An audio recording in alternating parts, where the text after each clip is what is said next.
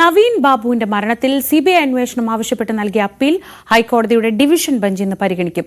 CBI അന്വേഷണം വേണ്ടെന്ന ഹൈക്കോടതി single bench വിധിക്കെതിരെ നവീൻ ബാബുവിന്റെ ഭാര്യ കെ മഞ്ജുഷ നൽകിയ അപ്പീലാണ് ഡിവിഷൻ ബെഞ്ചിന്റെ പരിഗണനയിലുള്ളത്.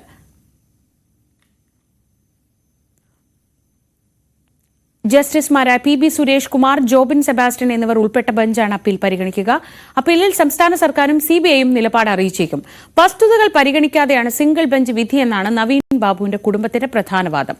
ഹൈക്കോടതി സിംഗിൾ ബെഞ്ചിന്റെ വിധിയിൽ പിഴവുകളുണ്ട്, സംസ്ഥാന പോലീസ് നടത്തുന്ന അന്വേഷണത്തിൽ വിശ്വാസ്യതയില്ല എന്നൊക്കെയാണ് കുടുംബത്തിന്റെ പ്രധാനപ്പെട്ട വാദങ്ങൾ. മുനമ്പം ജുഡീഷ്യൽ കമ്മീഷൻ നിയമനം ചോദ്യം ചെയ്ത് നൽകിയ ഹർജിയും ഇന്ന് ഹൈക്കോടതിക്ക് മുന്നിൽ എത്തുന്നുണ്ട്. കേരള വഖഫ് സംരക്ഷണ വേദി നൽകിയ ഹർജിയാണ് ഹൈക്കോടതിയുടെ പരിഗണനയിലുള്ളത്.